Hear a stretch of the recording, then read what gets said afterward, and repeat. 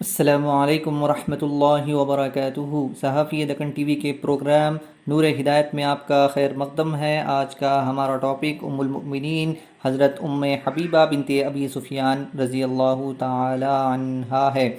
آپ کا نام رملہ اور کنیت ام حبیبہ تھی۔ نسب نامہ یہ ہے ام حبیبہ بنت ابی سفیان بن حرب بن امیہ بن عبد شمس۔ والدہ کا نام صفیہ بنت ابی العاص تھا جو حضرت عثمان کی پھوپھی تھی۔ گویا حضرت ام حبیبہ امیر معاویہ کی حقیقی اور حضرت عثمان کی پھوپھی ذات بہن تھی۔ وہ بعثت نبوی سے 17 سال قبل مکے میں پیدا ہوئی۔ حضرت ام حبیبہ کا پہلا نکاح عبید اللہ بن جہش سے ہوا۔ دونوں نے بعد بعثت کے ابتدائی دور میں اکٹھے ہی اسلام قبول کیا۔ حضرت ام حبیبہ کے والد اس وقت اسلام کے سخت ترین دشمن تھے اور مسلمانوں پر عرصہ حیات تنگ کر رکھا تھا۔ چنانچہ رسول کریم صلی اللہ علیہ وسلم نے جب مسلمانوں کو حبشہ کی طرف ہجرت کرنے کی اجازت دی تو عبید اللہ بن جہش اور حضرت ام حبیبہ بھی دوسرے مسلمانوں کے ہمراہ ہجرت کر کے حبشہ چلے گئے۔ حبشہ پہنچنے کے چند دن بعد عبید اللہ مرتد ہو گئے اور عیسائی مذہب اختیار کر کے شراب نوشی شروع کر دی۔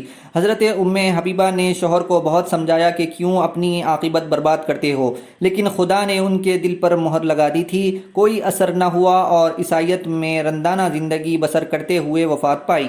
عبید اللہ کے صلب سے حضرت ام حبیبہ کی ایک بیٹی حبیبہ نام کی تھی۔ ان کو شرف صحابیت حاصل ہے۔ انہی کے نام کی نسبت سے حضرت رملہ کی کنیت ام حبیبہ مشہور ہوئی۔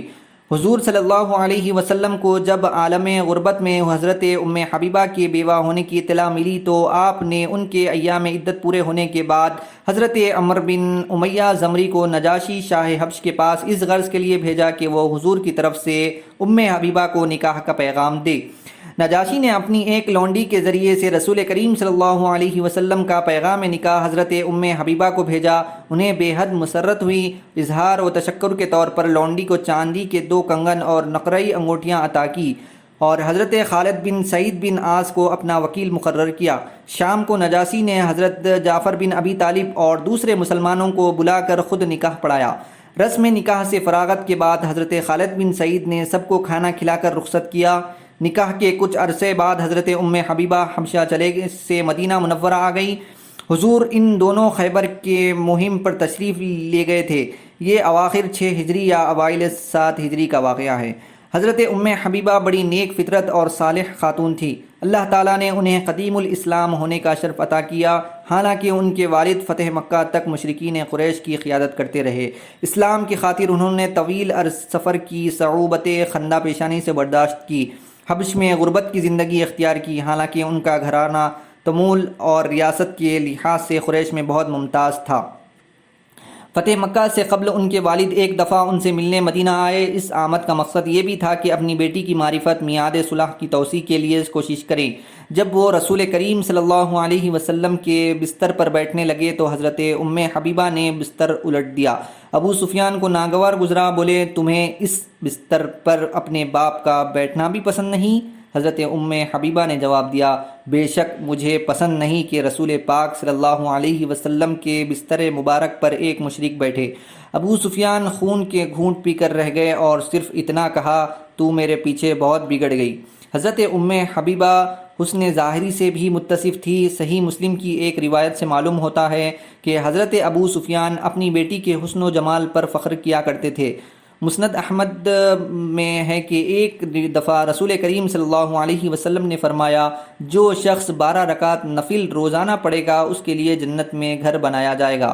حضرت ام حبیبہ سن رہی تھی۔ اس کے بعد ساری زندگی 12 رکعت نفل روزانہ نہایت پابندی سے پڑھتی رہی۔ جب ان کے والد ابو سفیان فوت ہوئے تو 3 دن کے بعد خوشبو منگا کر رخساروں اور بازوؤں پر ملی اور فرمایا، رسول کریم صلی اللہ علیہ وسلم کا حکم ہے کہ ایماندار عورت کے لیے 3 دن سے زیادہ کسی کا سوگ جائز نہیں، سوائے خاوند کے کہ اس کی موت پر 4 مہینے اور 10 دن بیوی کی سوگ کرنا چاہیے۔ ام المؤمنین حضرت ام حبیبہ نے 44 ہجری میں 73 سال کی عمر میں اپنے بھائی امیر معاویہ کے عہد حکومت میں وفات پائی۔ وفات سے پہلے حضرت عائشہ کو بلایا اور کہا، میرے اور آپ کے درمیان سوکنوں کے تعلقات تھے، اگر کوئی غلطی مجھ سے ہوئی ہو تو معاف کر دیجیے۔ حضرت عائشہ نے فرمایا، میں نے معاف کیا، پھر ان کے لیے دعا مانگی۔ حضرت ام حبیبہ نے فرمایا، آپ نے مجھے خوش کیا، خدا آپ کو خوش رکھے۔